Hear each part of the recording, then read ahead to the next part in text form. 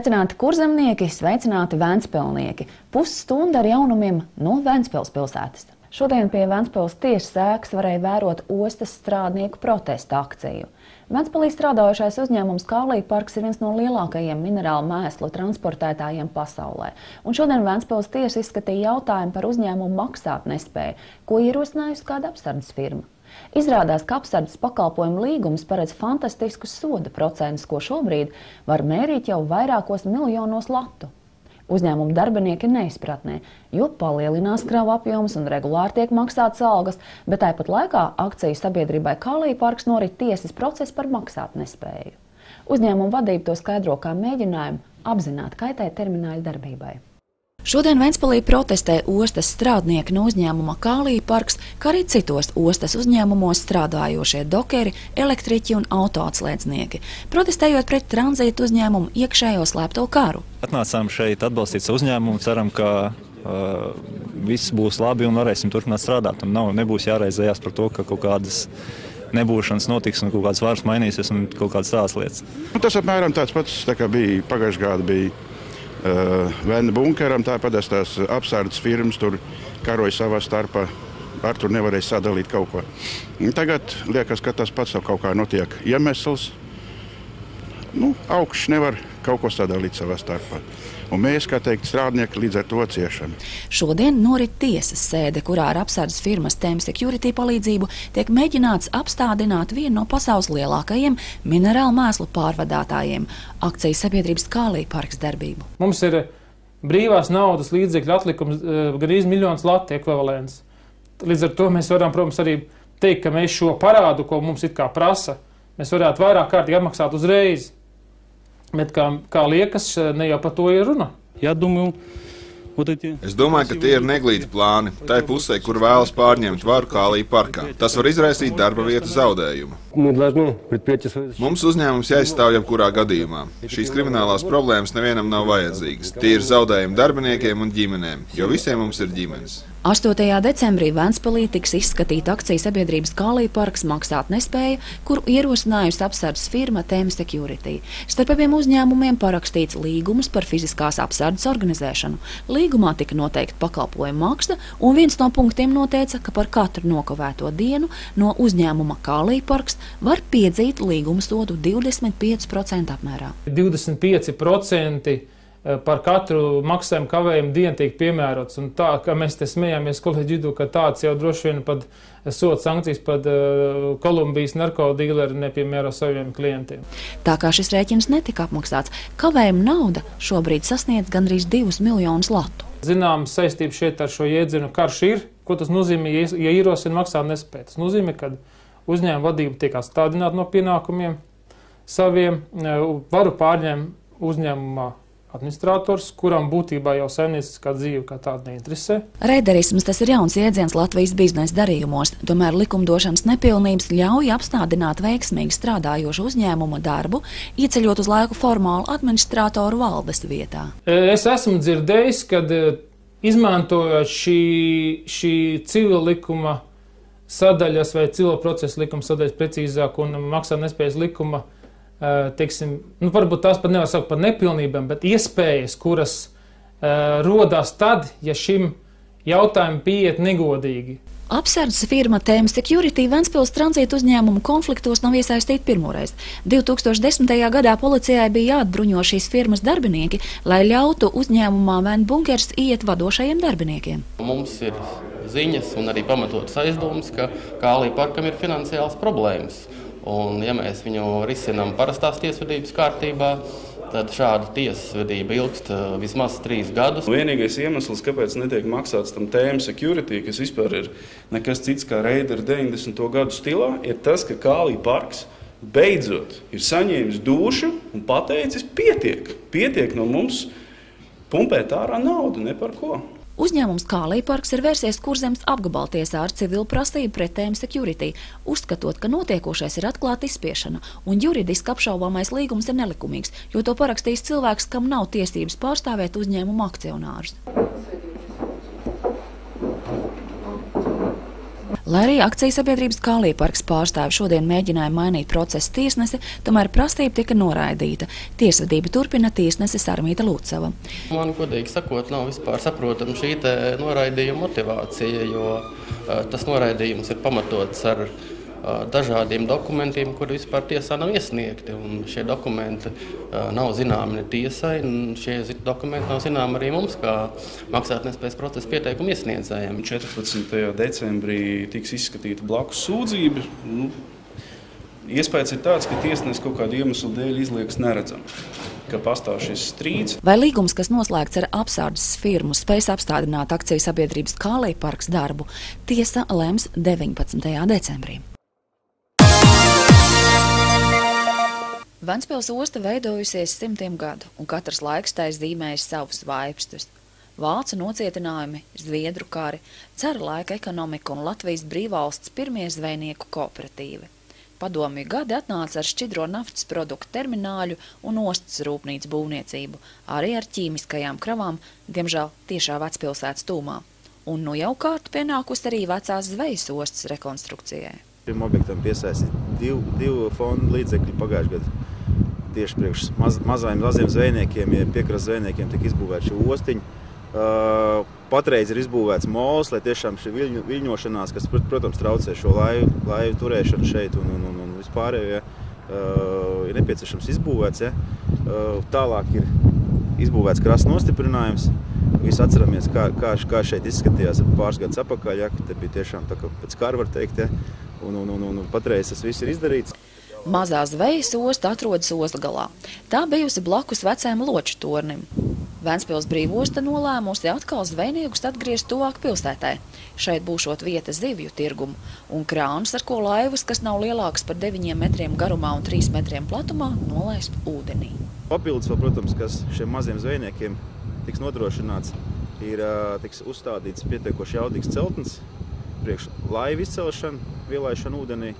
5 tonnām, protams, šo celtni varēs izmantot ne tikai zvejnieki, varēs izmantot jebkurš interesants, iepriekš varbūt vienojieties, jo šī būs principā vienīgā vieta, kur šādas mazās laivas, vai kaut kādas motoru laivas vai mazās jahtiņas varēs ielaist no sauszemes ūdenī un otrādi izcelt ārā. Šī būs vienīgā vieta, kur ūdenī varēs nolaist arī privātu motoru laivu. Tomēr vēji un straumes likuši zvejas ostai būvēt papildus stiprinājumus, tāpēc darbiem rit otrā kārta. Pirmā kārtā strādāja, šī mazā zvejas ostas būvniecībā strādāja BMGS, visiem pazīstam kompānijas. Patreiz strādā šo otro kārtas būvniecību veids BGS. Ņemot vērā ostas plānojumu, protams, šī vieta ir tāda, ka šeit neizbūvēt šo viļņlauzi, viļņošanās vienmēr būs. Tāda vēja, jeb tāda straumas? Tāda vēja, ostas vārta pretī. Tāda problēma, protams, šeit neizbūvēt šo viļņlauzi pastāvēs. Ventspils pilsētas koncepcija paredz ostu un krastmalu atvērt cilvēkiem, tāpēc agrāk slēgtās teritorijas pamazām nojauc žogus, dodot vietu veloceliņiem un soliņiem. Tas ļauj vērot kuģus un saulrietus, kā arī zvejnieku darbu. Mazās zvejas ostas rekonstrukcijai piesaistīti gan Eiropas zivsaimniecības, gan kohēzijas fondu līdzekļi. Vienīgais Latvijā paceļamais tilts atrodas Ventspilī, un tas ir ievērības cienīgs objekts. Pateicoties dekoratīvam apgaismojumam, tilts tiek pārvērsts patiesā mākslas darbā un turisma objektā. Tas ir Ventspils tilta pacelšanas visi aparāti. Kameru novērošana, skaņruņi un visu tiltu vadību. Šeit mēs redzam vienu, no paceļamā tilta vienu krastu, tad otru, pirmajā monitorā. Tad te ir vadības pults. Tālajos padomju laikos 1963. gadā tika uzcelts tilts pāri Ventas upei. Tas bija līdzīgs Sanktpēterburgas slavenajiem tiltiem. Tomēr līdz šim laikam tas nestrādāja, jo tehniska kļūme pie pirmās tilta pacelšanas radīja situāciju, kad atpakaļ tiltu savienoja vien ar kara tehniku. Pēc tam tilts Ventspilī darbojās kā parasts tilts. Tikai 2010. gadā, decembrī, tika pabeigta un nosvinēta pirmās pilnās rekonstrukcijas kārta, pēc kuras Latvijai parādījies savs paceļamais tilts ar 4 autotransporta kustības joslām, trotuāriem un 2 riteņu celiņiem. Tomēr, lai tilts iedegtos, bija jāpaiet vēl vienam gadam. Pirms gada Ziemassvētkos, atklājot tiltu, apgaismojums tika izspēlēts kā šovs. Bet šogad pirmajos Ziemassvētkos 25. decembrī vakara pusē tilts iedegsies svētku režīmā. Līdz tam citu rotājumu uz tilta nebūs. Kad pagājušajā gadā bija tā tilta nodošana, šogad tā būs gaisma. Mums pirms tam bija kurs, lai viss apgūtu, un testi cilvēki nebija jau tik vienkārši nemaz tā. Lai kad šodien apsēžās un tūlītās sāk diezgan tas ņēmāmies. Un arī holandieši bija vairākas reizes arī atbraukuši, viņi pie tās tilta regulēšanas nodarbojās ar to visu arī. Apgaismojuma iekārtas ir uzstādīts pa visu tiltu, 280 metru garumā. Speciāli šim projektam tika izstrādāts vienīgais šai jomā tehnoloģijas risinājums, kas iekļauj sevī 9 gaismas veidus. Kopumā uz tilta ir uzstādīti 1703 kontrolējamie gaismas elementi, un projektā tiek izmantota LED tehnoloģija, kas nodrošina gan ilgmūžību, gan ekonomiskumu. Tādējādi pirmoreiz Baltijā šāda tipa objektam tiek izmantota lāzeru projekcija. Viss apgaismojums tiek vadīts ar datoru tehnoloģiju palīdzību, gluži kā tilta pacelšana no kuģu satiksmes dienesta. No sākuma tiek luksofori brīdināti, jau pirms tam, pirms tiem, šeit, bet galvenais ir arī interaktīvās zīmes, kuras notiek vēl pie apļiem, jau tilta galos, lai varētu notikt apbraukšana pa otru tiltu. Pagaidām, kamēr osta vēl paplašinās, Ventspils tiltu paceļamies var redzēt katru sestdienu, pusnaktī. To tad līdzīgi kā Sanktpēterburgā skatīties brauc turisti. Tilta pacelšana un nolēšana ilgst vien 14 minūtes. Latvijas Republikas vides aizsardzības un reģionālās attīstības ministrija izsludinājusi atkārtotu publisko iepirkumu par ūdensvada un kanalizācijas tīkla rekonstrukciju un paplašināšanu Ventspilī 2012. un 2013. gadā. Projektā ūdenssaimniecības attīstība Ventspilī 3. kārta. Turpinot Eiropas Savienības kohēzijas fonda līdzfinansētā projekta realizāciju, plānoti būvdarbi 17 objektos. 2 gadu laikā plānots no jauna izbūvēt ūdensvadu 3,28 km garumā un 2,68 km kanalizācijas tīkla. Savukārt esošo, bet savu laiku jau nokalpojušo ūdensvadu plānots rekonstruēt 2,1 km garumā, gandrīz tikpat rekonstruējot arī esošā sadzīves kanalizācijas tīkla. Būvuzņēmēji savus piedāvājumus konkursam var iesniegt līdz 2012. gada 23. janvārim. Ziemeļkurzemes reģionālā slimnīca uzsākusi akciju Donoru maratons. Tās mērķis ir pievērst sabiedrības uzmanību faktam, ka Latvijā šobrīd katastrofāli trūks donoru asiņu, kuras katru dienu ir nepieciešamas 100 cilvēku. Slimnīca piedāvā piedalīties maratonā gan individuāli, gan kolektīvi. Pirmie uz šo aicinājumu atsaucās Ventspils 1. ģimnāzijas audzēkņi, kuri kolektīvi ieradās nodot asinis. Par donoru varat kļūt pirmdienās un piekdienās no 8 līdz 10. Procedūra aizņem 45 minūtes. Par donoru var kļūt katrs vecumā no 18 līdz 65 gadiem, bet cilvēka svars nedrīkst būt mazāks par 50 kg. Asinis nevajadzētu nodot pēc naktsmaiņas, saspringta darba vai smaga emocionālā pārdzīvojuma. Pirms procedūras nedrīkst smēķēt un lietot alkoholu. Donors saņem vieglas brokastis pēc asins nodošanas naudas kompensāciju pusdienām 3 latu apmērā. Vēl donoram pienākas 2 brīvdienas. Pēc statistikas donori retāk slimo, jo asins nodošana stimulē organismu atjaunošanos. Veselam cilvēkam asins nodošana nekaitē. Ziemassvētkos mājās tiek veikta lielā tīrīšana, un Ziemassvētki atnāk arī ar dažādām labdarības akcijām. Iespējams, ka to var apvienot, jo fonds Dzīvības maize ir ierīkojis apmaiņas punktu, uz kur iedzīvotāji var atnest sev nevajadzīgās lietas. Savukārt citiem šīs lietas ir ļoti vajadzīgas. Apmaiņas punkts atrodas Ventspils centrā, Kārļa ielā, nelielā namiņā. To ierīkojas fonds Dzīvības maize, kura galvenais darbības virziens ir labdarība. Palīdzība tiem, kam atsaka valsts, kam atsaka pašvaldības, tie, kam ir lielie kredīti, tie, kas nevar saņemt pabalsts no sociālajiem darbiniekiem.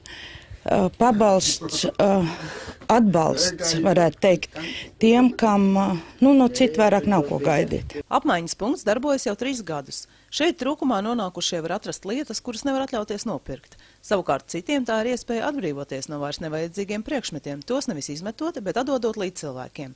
Visbiežāk cilvēki nes drēbes. Sakiet, lūdzu, ko jūs tur atnesāt? Drēbīts maziem bērniņiem. Kāpēc jūs jums taisāt? Lai būtu kādam ko laukāt. Jā. Nav neviens tā ģimenē? Nē, mazāki palikuši manai mazmeitiņai, un tāpēc es viņus te atnesu.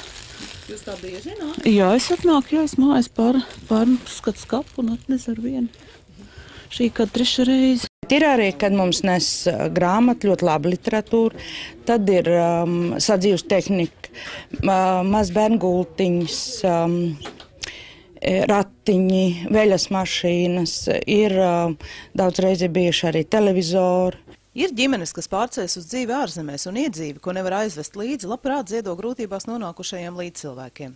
Un viņi mums teica paldies, ka ir tāda vieta, kur var atnest, atvest, un līdz ar to arī citiem, kam nav, tas atkal var saņemt to, kā viņam nav šai brīdī. Uz sadzīves tehniku un mēbelēm pat izveidojusies rinda. Tikko kāda no šīm lietām tiek atvesta, darbinieces zvana cilvēkiem, kas tās gaida, jo nelielajā telpā pat nav vietas, kur novietot liela izmēra priekšmetus. Šobrīd ļoti nepieciešamas ir veļas mazgājumās mašīnas, gultas, ziemas apģērbs. Apava. Tie ir vairāk vajadzīgi. Jā, ziemas apava, tagad zābaks bērniem pieaugušajiem meklē. Tas tā kā vairāk. Arī lielie apģērbi, jā, tā kā mēteļi, kurtkas, jā, tāds lietas meklē vairāk. Cimdus, šallis, cepurs. Sarma kā brīvprātīgā apmaiņas punktā strādā kopš tā atvēršanas pirms 3 gadiem. Viņa atzīst, ka cilvēki ir atsaucīgi un labprāt palīdz grūtībās nonākušajiem. Es gribētu pateikt paldies visiem. Jo vairāk cilvēks dod, jo viņš bagātāks paliek. Un jo viņš bagātāks paliek, viņš grib vēl vairāk dot. Mums ir tādi cilvēki, kas katru nedēļu kaut ko atnes, vai ne? Un tajā došanas priekā arī ar mums dalās. Pēc palīdzības tie ierodas visdažādākie cilvēki, jo ekonomiskā krīze skārusi arī tādus ļaudis, kas iepriekš nav dzīvojuši trūkumā. Jā, čigāņu tautības cilvēki tie ir pārsvarā, bet nāk arī mammītes, jā, kuri bērni vairāk ģimenē, un kas ir arī viens pašaudzina, un pensionāri nāk, vientuļie pensionāri, jā, nāk tiek, arī kontingents ir dažāds. Kārtojot mājokli pirms Ziemassvētkiem, katrs var izvērtēt. Varbūt sen jau sakrājušās kādas mantas, kas liek aizņem vietu un vairs nav vajadzīgas. Mēs strādājām tā no pirmdienas līdz piekdienai, katru dienu no 10 līdz 3, pusdienas laiks no 12 līdz 1:30. Latviešu izcenas esot naski uz mācīšanos, un tā jaunais Ventspils augstskolas ziemeļu korpus atklājot, aicināja visus papildināt savu izglītību mūža garumā. Šeit atrodas Ventspils mūža izglītības centra jaunās telpas. Ideja par mūža izglītību radās Centrālajā zinātniskajā bibliotēkā, un nākamajā gadā pēc Ventspils augstskolas dibināšanas tika izveidota mūža izglītības nodaļa.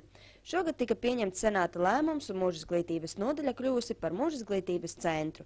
Centra mērķis ir ļaut jebkuram interesantam izglītoties visas dzīves garumā, paaugstinot vai mainot savu kvalifikāciju atbilstoši darba tirgus prasībām un savām interesēm un vajadzībām. Gribu visus ventspilniekus laipni aicināt uz Ventspils augstskolu.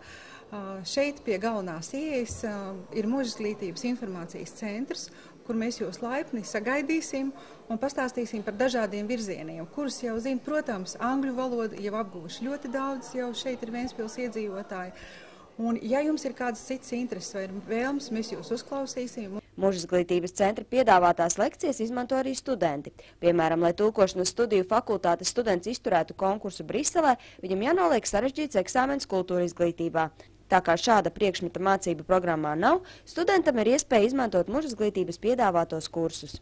Mūža izglītība brīvās izvēles kursos ir piedāvājusi visu šo gadu laikā gan mākslas vēsturi, gan kino, arhitektūras vēsturi, gan arī psiholoģiju, filozofiju un mūzikas vēsturi un kultūras vēsturi. Tā kā tās ir tās jomas, kas varbūt studentiem palīdzēja ne tikai nodemonstrēt valodas zināšanas, bet arī savu redzesloku parādīt. Gatavojoties eksāmenam, šeit var vērsties arī vidusskolnieki. Ir ļoti labi, ka vidusskolēni var labāk sagatavoties centrālajiem eksāmeniem, gan matemātikā, fizikā, angļu valodā. Tas nozīmē, viņi kļūst konkurētspējīgāk iestāja eksāmenos, un reizē ar to varbūt mācīties ne par maksu, bet mācīties budžetā, kas ir ļoti, ļoti svarīgi šodien. Īpaši aicināti tiek arī uzņēmēji. Šeit var vērsties cilvēki, kuri vēlas attīstīt savu uzņēmēju darbību, vai arī, kam ir jaunas uzņēmēju darbības idejas. Mēs jau esam organizējuši kursus, protams, pieaicinot arī speciālistus, kad ir atsevišķas konsultācijas tieši attīstības programma biznesa uzsācējiem, kas arī ir svarīgi, par cik mums ir vadības fakultāte.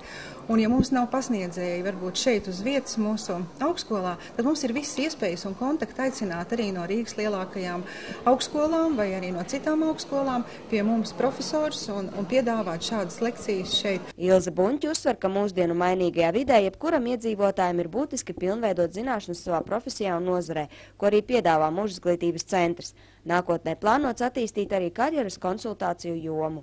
Tās būtu arī tieši personības pilnveidojumi. Mēs ļoti bieži runājam par profesijām, bet tieši varbūt padomāt arī par pašu cilvēku, kā sev, ja, ko es varu priekš sevis iegūt. Un varbūt 4 stundas ziedot savai izglītībai, sev pašam. Bet 17. decembrī mācību priekšmetā operas un baleta vēsturē notiks muzikologa Mikusa Čežas lekcija par komponistu Vāgneru, uz kuru aicināts jebkurš interesants. Ventspils galvenās bibliotēkas bērnu bibliotēkā regulāri tiek rīkoti pasākumi mazajiem lasītājiem. Otrdienās tā ir pasaku darbnīcas sākumskolas un pamatskolas skolēniem. Šogad uzsākts jauns pasākumu cikls. Un tad mēs no rudens izdomājām, ka arī tādiem mazākiem, kas dzīvo mājās ar auklītēm, piemēram, vai ar vecmāmiņām vai māmiņas, kad arī viņiem uztaisīja tādu rīta stundu, kur varētu paciemoties bibliotekā. Kopā tiek lasītas grāmatas, bērni iejūtas pasaku tēlos, kopā zīmē. Uz rīta stundu mazākajiem tiek aicināti bērni no 2 līdz 5 gadu vecumam, kopā ar māmiņām, vecmāmiņām vai auklītēm. Bērniem ir jāiepazīst, kas tā tāda biblioteka, ko šeit var darīt, ko šeit nevar darīt, ko šeit var redzēt, ko šeit var pačamdīt, paskatīt, jo mums tiešām ir tā prioritāte, ka mums ir visas grāmatas, kuras ir domātas arī bērndārs vecuma bērniem, sākumskolu vecuma bērniem. Tātad šīs izzinošās grāmatas. Grāmatu tirgotavās piedāvājums ir plašs, tomēr ne katra ģimene var atļauties bērnam iegādāties daudz grāmatu, jo tās ir dārgas. Savukārt, apmeklējot bibliotēku, ir iespēja iepazīt ļoti daudzpusīgu bērnu literatūru un grāmatiņas ar rotaļu elementiem. Ventspils pirmskolas izglītības iestāžu darbinieki ir atsaucīgi un bieži apmeklē bibliotēku kopā ar bērniem. Rīta stunda mazākajiem, kas vairāk domāta bērniņiem, kuri neapmeklē bērnu dārzu, pagaidām vēl nav tik populāra. Man gribētos, lai būtu tā lielāka tā apmeklētība, bet tie, kas nāk, tie tiešām ir katru reizi bez izņēmuma. Galvenais visu šo pasākumu mērķis ir ieinteresēt mazos lasītājus, lai vēlāk viņi savu dzīvi bez literatūras vairs nevarētu iedomāties. Ir arī šīs lasītāju skaits, kas mums aug, kuri vēlās nokārtot šo lasītāju kartīti, būt pilntiesīgi bibliotekas lasītāji, ņem šīs grāmatiņas uz māju, ne tikai skatīt uz vietas. Un tas tiešām mūs priecē, jo, lai būtu lasītājs pieaugušajā bibliotekā, bērnu bibliotekai ir jāliek liels darbs, lai to bērnu piesaistīt šajā ēkai, lai viņš zinātu, kas ir grāmata. Un tā kā mums ir šis modelis, kad mēs ļoti vienkārši no bērnu bibliotekas pārējām pieaugušā bibliotekā, tad es domāju, ka tas strādā. Un tie bērni, kuri nāk no bērnības, tie arī ir bibliotekas lasītāji. To es varu teikt no savas pieredzes. Turpat nav jāveic pētījums. Katru trešdienu pulksten 11. bērnu bibliotēkā gaida mazos ventspilniekus uz rīta stundu mazākajiem. Ventspils Jaunradas namā norisinājās pasākums Kreatīvs. Tā laikā visu dienu jaunieši, skolēni un studenti dalījās pieredzē un saņēma atbildes uz interesējošiem jautājumiem. Tiek rīkot sadarbībā Ventspils jauniešu domi un Eiropas pārobežu projektu, kas ir sadarbībā ar Lietuvu. Un dienas plānā ir plānotas darbnīcas radošiem, talantīgiem jauniešiem, kas aizraujās ar mūziku un foto, un būs lekcijas, un jaunieši pēc tam paši darbosies dienas gaitā. Mums bija vasara nometne, jauniešu līderskola, tad mums bija jāveic projekts, un mēs izdomājam tieši, ko saistīt ar mākslu, varbūt mūziku un tāda garā. Tāpēc mēs arī esam šodien šeit. Pēc iepazīšanās dalībnieki sadalījās divās interešu grupās, lai darbotos radošajās darbnīcās. Pirmā daudzskaitlīgākā grupa pulcēja cilvēkus, kurus aizrauja mūzika. Tikties ar Ventspils jaunatni bija ieradusies grupa no Rīgas Astronauts. Māra un Juris nebija domājuši darboties pēc konkrēta plāna, tika improvizēts. Plāns radīsies vienkārši procesa gaitā, kā tas viss notiksies. Jo pagaidām, cik mēs esam sapratuši, lielākāties tomēr atnākuši vokālo līniju, tā kā mūzika interesēties, kur Māra, ir daudz pieredzē gājusi, dažādiem pasniedzējiem arī un dažādas metodas visādas. dzirdēju, ka vienam džekam interesē ģitāra mūzika. Es domāju, man viņi būs kaut kā runāt arī.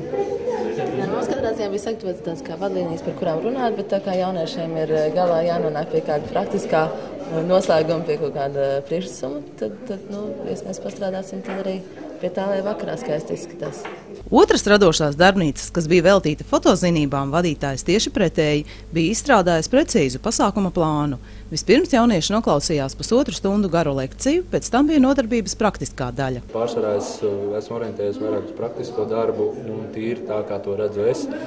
Neieslīgstot baigi terminoloģijās un likumos, bet vairāk to, ka jauniešiem ir jādarbojās aktīvi, pašiem jādomā, jāfotografē, ļoti daudz jāfotografē un līdz ar to būs kādas labas bildes un kaut ko iemācīties. Es ceru, ka viņi kaut ko šodien pozitīvi iegūs un tas viņiem dos panākums arī vai kaut kādas iespējas tālāk attīstīt savu hobiju vai jau nopietnāk nodarboties ar fotografēšanu. Vakarā visi dalībnieki sapulcējās, lai apkopotu rezultātus.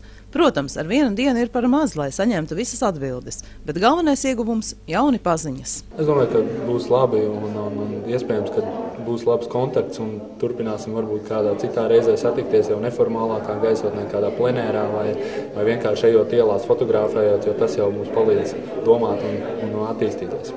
Piedalīties pasākumā jauniešus neatturēja pat sliktie laika apstākļi, stiprais vējš, krusa, lietus. Vairāk nekā 100 cilvēku ieradās brīvdienu pavadīt radoši. Ventspils muzejs Livonijas ordeņa pilī un visi pilsrūķi svinēja 5 gadu jubileju pils tradīcijai Nikolai dienai. Īpaši pilī gaidīja viesos ģimenes ar bērniem, jo bija iespēja pašiem darināt dāvanas un piedalīties svētku koncertā. Šogad svētais Nikolais, kas esot leģendas par Ziemassvētku vecītu prototips, lika par rūķiem pārtapt visnotaļ cienījamiem restauratoriem, vēsturniekiem un muzeja darbiniekiem. Pilī darbojās laimes pogu rūķi, sveču, dzērveņu, mežģīņu un ziepju vārītāju rūķi. Pilī valdīja arī piparkūku un ābols maža. Tā ir milzīga laime arhitektam ienākot iekšā ēkā, kurai to es veltīju 4. mūžu. Just, kas mažo pēc kartupeļiem, pēc kāpostiem, bērni kaut kur un ka pils ir pilna cilvēka. Ventspilī ir 2 svētā Nikolai baznīcas, tāpēc ar Nikolai dienu labi sasaucas izstāde par Ventspils pareizticīgo svētā Nikolai baznīcu, kurai tikko apritēja 110 gadu. Svētais Nikolais ir jūrnieku un tirgoņu aizstāvis, tāpēc arī Ventspils baznīcām un draudzēm ir šāds aizgādnis. Kā viena no Nikolai dienas tradīcijām ir izgatavot dāvanu pils eglē, un bērni labprāt gatavo dāvanas arī savai ģimenei, pašu rokām. Tas ir veids, kā uz pili atvest pašus mazākos ventspilniekus un ļaut tiem saprast, ka muzejs nav garlaicīga vieta. Klašu audzinātāji un aktīvākās ģimenes sen jau ir izmēģinājuši visdažādākās muzeja pedagoģiskās programmas, ko izstrādā Ventspils muzeja pedagogs. Nereti katrai jaunā izstādē un ekspozīcijai tiek piemeklēta interaktīva nodarbība, kas ļauj darboties ģimenei vai klašu kolektīviem kopā. Arī muzeja cikls Vēstures otrdienas regulāri pulcē tos, kas interesējas par vēsturi, un tas ir iemesls atgriezties Ventspils pilī vēl un vēl. Klubs Pērļu pasaule 10. decembrī aicina uz izstādi pārdošanu Pārventas bibliotēkā. Tās atklāšana būs 12. kad tiks prezentēti kluba vadītājas Svetlanas Akimovas darbi. Klātesošie varēs piedalīties viktorīnā un kā balvas iegūt meistaras darinājumus. 10. decembrī Pārventas bibliotēkā jūs gaida Pērļu pasaule. Šo pusstundu kopā ar jums biju es, Gonta Pūrniece, uzkrits pirmais sniegs, bet kāda laika prognoze rītdienai raidījuma noslēgumā.